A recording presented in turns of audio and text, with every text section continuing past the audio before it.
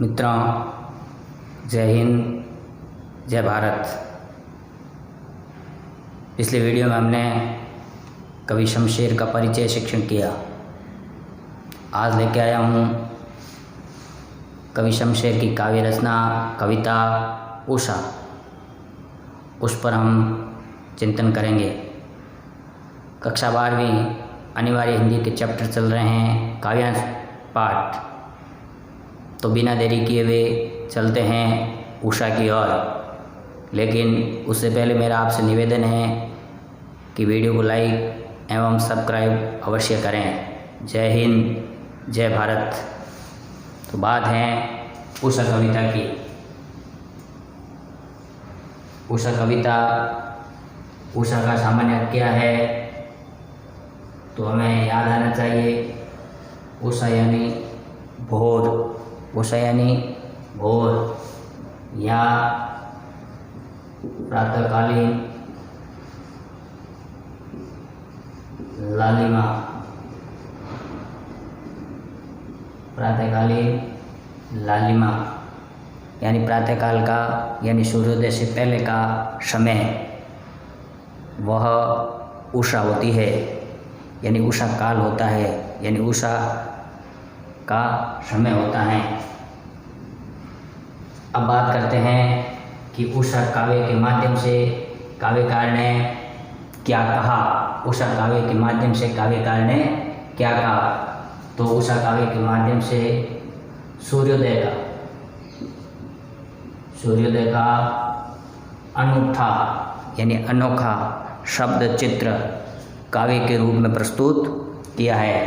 उषा का शब्द चित्र, उषा का यानी कि सूर्योदय के पूर्व का समय है, और सूर्योदय के पूर्व के समय में जो उषा काल में पल पल परिवर्तित होती हुई प्रकृति और उसका प्रतीकात्मक, उसका बिंबात्मक नए प्रयोगों के प्रतिमान के रूप में उस उषा काव्य को हमारे सामने अभिव्यक्त किया है।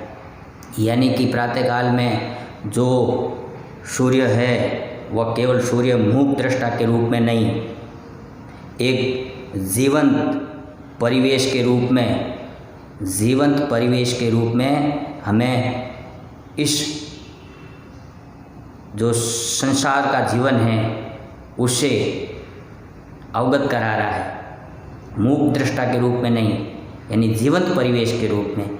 और यह जो जीवंत परिवेश है, यह जीवंत परिवेश एक गांव की मोहक प्रकृति, गांव का एक घरेलू बिंब, उस घरेलू बिंब के माध्यम से काव्यकार ने हमें इस उषा कविता में अभिव्यक्ति दी है। तो काव्यकार क्या कहता है कि प्रातः नभ था, प्रातः नभ था बहुत नीला शंख जैसे। प्रातःकाल का जो नभ है, प्रातःकाल का नभ यानी आकाश, यानी इस प्रातःकाल के आकाश की बात कही जा रही है। प्रातःकाल में जो आकाश जिस रूप में था उसका वर्णन काव्यकार कह रहे हैं कि प्रातः नभ था बहुत नीला, यानी नीले रंग का। और ये जो नभ है ये कैसा लग रहा है, शंख जैसा, शंख के समान। यहाँ पर काव्यकार इसको नीले शंख के समान बताया है।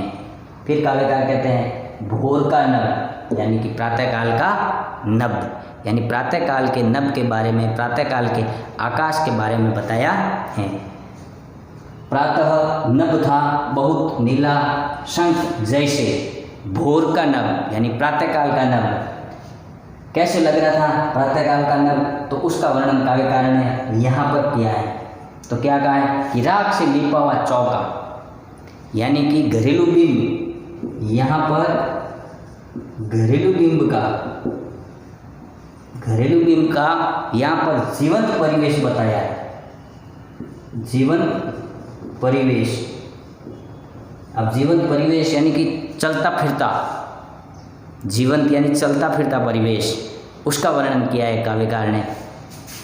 राख से लिपा हुआ चौका, ऐसा लग रहा था आकाश, यानी उसमें अभी नमी है।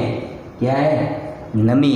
राख से लिपा हुआ चौका, यानी कि घर का जो चौका है, जो भोजनशाला है, उस भोजनशाला यानी कि जो चूल्हा है, उस चूल्हे के आसपास का जो क्षेत्र है घर का, उस घर के अंदर की बात कर रहे हैं, और वह राख से लिपा हुआ है, अभी अभी लिपा है। और जैसे अभी अभी लिपा है तो वो कैसा है? तो नमी युक्त है। तो आकाश भी अभी कैसा लग रहा था? यानी कि प्रातःकाल का आकाश नमी से युक्त था। राख से लिपा हुआ चौका, यानी उस चौके के रूप में लग रहा था, अभी गीला पड़ा है, और वो जो चौका है वो अभी गीलापन लिए हुए हैं। फिर काव्यकार कहता है, बहुत काली शिल जरा से लाल केसर से जैसे धुल गई हों। और ये जो जीवंत परिवेश है, ये चलता फिरता परिवेश बताया है। यानी कि सूर्योदय हो रहा है, अभी सूर्योदय हुआ नहीं है, लेकिन सूर्योदय होने की तैयारी है। उस तैयारी का वर्णन काव्यकार ने यहाँ किया है। क्या कहा?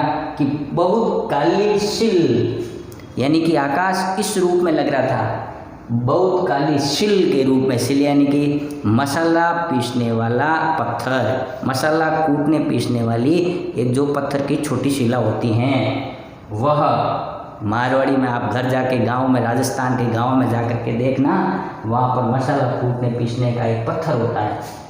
वह पत्थर, उस पत्थर की बात बताई जा रही है। यानी कि अभी थोड़ा थोड़ा अंधेरा है, और अंधेरे के रूप में ये जो पत्थर है ये काली शिल के रूप में, यानी काली शिला के रूप में दिखाई दे रहा है। यानी कि आकाश की बात बताई जा रही है इसके साथ में, यानी बिंबात्मक प्रयोग किया है। बिंब धर्मी कवि है।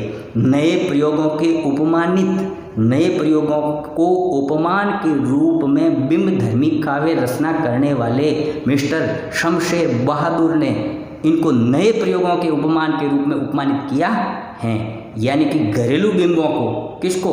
घरेलू बिंबों को। घर में जो सामान्य सामान है उसका, घर में जो सामान्य व्यवहार है उसका इन्होंने किसमें? घरेलू बिंबों में प्रयोग किया है। फिर काव्यकार कहता है, बहुत काली शिल जरा से, यानी थोड़ी सी, ऐसा लग रहा है कि अचानक वह, यानी कि सूर्योदय हो रहा है, इसका मतलब थोड़ी सी लालिमा छाई हुई है। पहले अंधेरा था, और अंधेरे के अंदर ये आकाश है, शंख जैसा लग रहा था, और वो शंख जैसे होते होते फिर वो ऐसा लग रहा था कि राख से लिपा हुआ चौका अभी गीला है, ऐसा लगा काव्यकार को। फिर काव्यकार कहता है कि जैसे ही मैंने कुछ पल बाद में जैसे देखता रहा, तो वह किस रूप में दिखा? तो लाल केसर से, यानी कि उस आकाश की बात कही जा रही है। वो आकाश लालिमा से युक्त नजर आने लगा। फिर काव्यकार कहते हैं कि जैसे धुल गई हो, तो इस शिल को ऐसा लगा कि इसको शिला को धो दिया है। किससे? लाल केसर से, यानी आकाश पूरा का पूरा लालिमा से युक्त नजर आने लगा। एक बिंबात्मक, यानी बिंब यानी अंग्रेजी में इमेज बोलते हैं, ऐसा चित्र उनके सामने चित्रित हो रहा है। काव्यकार कहते हैं, स्लेट पर या लाल खिड़िया, स्लेट पर, यानी कि एक स्लेट है, आकाश को क्या मान लिया है? स्लेट माना है आकाश को, और स्लेट मान करके क्या कहा? स्लेट पर या लाल खिड़िया चौक, लाल मिट्टी को, जैसे आकाश पहले अंधेरे से युक्त था, फिर उसमें धीरे धीरे वो आकाश, उसके ऊपर क्या छाया? तो सूर्य की किरणें, सूर्योदय हो रहा था तो लालिमा छा गई, और लालिमा से युक्त ऐसा आकाश ऐसे लगने लगा कि इस आकाश में किसी ने लाल खिड़िया छिड़क दी, यानी वो आकाश लालिमा से युक्त हो गया। जैसे लाल खिड़िया चौक किसी ने मल दी हो, यानी बच्चा होता है, छोटा बच्चा क्या करता है? स्लेट को लेकर के उसके ऊपर चौक रगड़ता है, और चौक रगड़ता है तो उसका जो कालापन है, कालिमा है, वो उस चौक से बदल जाती है। तो ऐसा लग रहा है कि यहाँ पर भी किसी ने उस आकाश को, यानी आकाश को स्लेट के रूप में देख करके उसके ऊपर लालिमा से युक्त किसी ने चौक मल दी। हाँ, फिर काव्यकार कहता है यानी जो आकाश है वह आकाश, यानी गांव के उस परिवेश का वर्णन करते हुए काव्यकार कहता है कि वह आकाश है, उस आकाश में ऐसा लग रहा है कि एक नीला जल है। आकाश पूरा एक नीले समुद्र के समान दिखाई दे रहा है। और उस नीले समुद्र में फिर काव्यकार कहता है कि नील जल में यानी जो नीला जल है, उस गांव के उस वातावरण का काव्यकार ने सटीक और सुंदर और मोहक और प्रभावी वर्णन करते हुए गांव के परिवेश का सुंदर सौंदर्य से युक्त मोहक प्रभावी वर्णन करते हुए काव्यकार कहता है कि किसी की नील जल में, यानी कि आकाश रूपी, ये जो आकाश था वो आकाश है, इस आकाश रूपी जल में जो सूर्य की किरण है, वो सूर्य की किरण ज्यों ही सूर्य की किरण जैसे ही निकली तो वह सूर्य की किरण उस आकाश में, यानी कि आकाश इस समय कैसा हो गया, तो कह रहे हैं कि वो आकाश इस समय एक श्वेत रूप धारण कर लेता है। और श्वेत रूप धारण करते ही गौर वर्ण, यानी काव्यकार कहता है कि यहाँ पर मुझे ऐसा लगा कि गौर वर्ण की कोई नायिका मुझे दिखाई दे रही है। तो काव्यकार कहता है कि इस नील जल में किसी की गौर झिलमिल दे यानी शरीर, ऐसी कोई नायिका की गौर वर्ण की देह है वो हिलती हुई नजर आ रही है। यानी काव्यकार ने गांव की उस मोहक वातावरण की, वहाँ के परिवेश का सुंदर चित्रण एक जीवंत उदाहरण के रूप में बिंब धर्मी कविता के माध्यम से अभिव्यक्त किया है। गौर झिलमिल दे, हिल रही हो, ऐसा लग रहा है कि कोई नायिका है और नायिका वहाँ पर हिलती हुई नजर आ रही है, जैसे हिल रही हो। और फिर काव्यकार कहता और फिर क्या, फिर कुछ बचा ही नहीं। क्यों? क्योंकि सूर्योदय हो गया। और सूर्योदय होते ही क्या हुआ, जादू टूटता है उषा का। किसका जादू टूटता है? उषा का। तो काव्यकार ने यहाँ पर उषा के जादू के बारे में बताया, यानी कि उषा का जो प्रभावी जादू है उषा काल का, यानी भोर के नभ का जो प्रातःकालीन जो जादू है, सूर्योदय से पूर्व जो जादू है, और जो पल पल परिवर्तित होती हुई जो प्रकृति है, प्रकृति का उन्होंने चित्र में झांकी के रूप में एक शब्द चित्र प्रस्तुत किया है। फिर काव्यकार कहता है ये जो गांव की जो बिंब धर्मी कविता है, गांव की जो बिंब धर्मी कविता है, उसका इन्होंने जीवंत परिवेश का साक्षी किसको माना है? जीवंत परिवेश का साक्षी, तो जीवंत परिवेश का साक्षी सूर्य को माना है, यानी सूर्यदेव है वह इस जीवंत परिवेश के साक्षी के रूप में माने गए हैं। फिर काव्यकार की यहाँ जो भाषा है, काव्यकार की भाषा जो कैसी है, तो यहाँ की भाषा है, काव्यकार ने कहा है ये जो भाषा है बिंबात्मक भाषा है। ऐसी भाषा है बिंबात्मक। फिर यहाँ पे ये जो भाषा है ये लय है, यानी कि भाषा में बिंब और लय, इसका तीनों का एक